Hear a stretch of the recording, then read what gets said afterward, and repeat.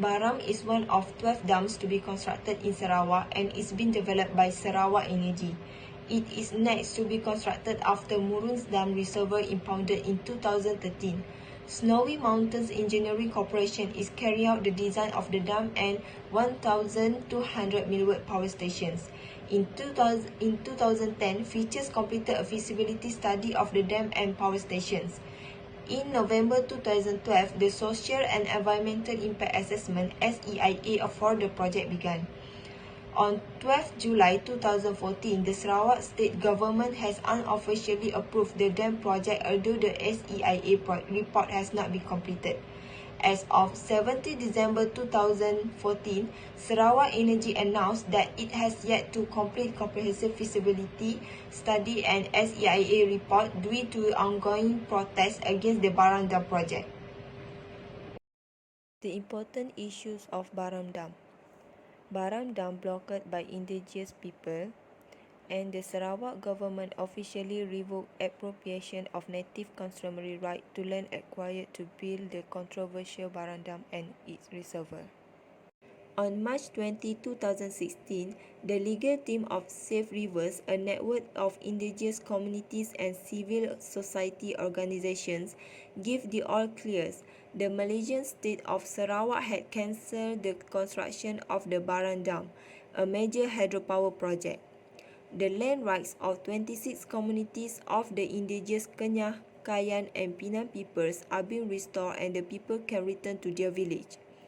It is a great success. 400 square kilometers of rainforest would otherwise have been flooded for a dam and around 2,000 indigenous people would have lost their homes. The decision by Adnan Satim, Chief Minister of the Government of Sarawak, was welcomed by environmentalists and indigenous organizations worldwide. Bob Brown, a former Australian senator and parliamentary leader of the Australian Greens, called it one of the most important global achievements of environmentalists in recent years.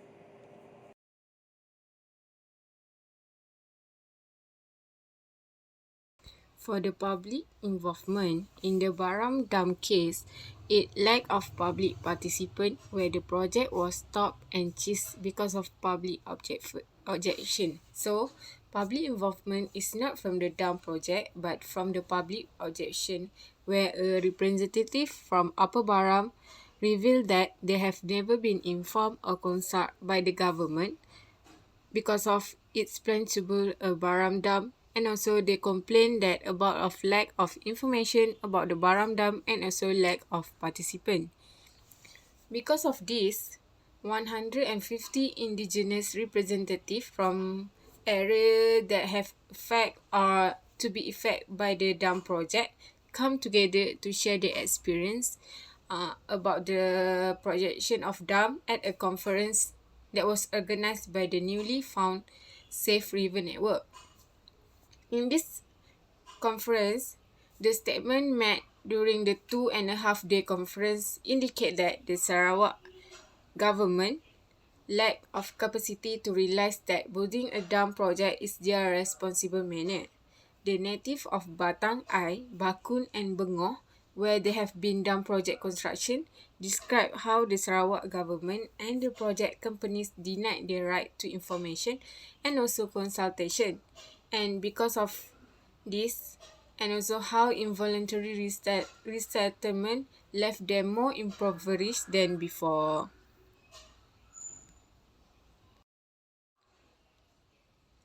For the mitigation measure, in mid-2015, the new Chief Minister governing Sarawak has announced that he was willing to enact a moratorium on the dam project and also call upon the affected communities to dismantle the blockade and also observatories. But the local community still do not believe the government and don't want the Baram Dam to be built. So because of that, the Sarawak government has officially cancelled the gazette about the land acquiring for the dam and also returned all the land to its rightful owner in 2016. This is because after the 5 years of resistance from the village against the Baram Dam, the Sarawak government think that the village did not want the Baram Dam to be built, so they cancelled the build of the Baram Dam. The opinion of the EIA project is a effective public participation for EIA.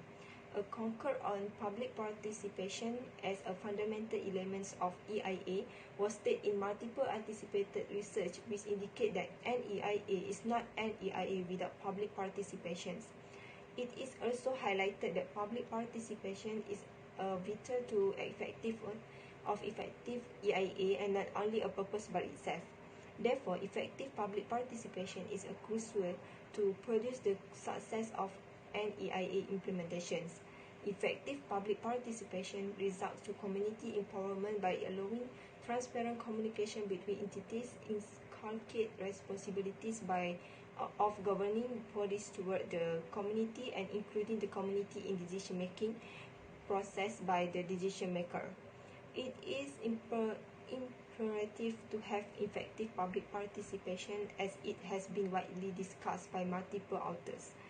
Firstly, effective public participation yields a heightened compliance to standard and generate legitimacy by imposing on the negative socio-economic impacts of policies toward the environment.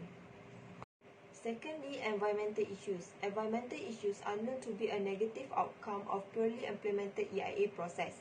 One of the main contributors to an effective EIA is ineffective public participations. Evidence of the ineffective application of EIA can be seen in a series of cases that resulted to environmental issues due to the lack of public participation for both first schedule and second schedule activities. Poor public participation for EIA may result to public protest and confrontation as seen in past cases.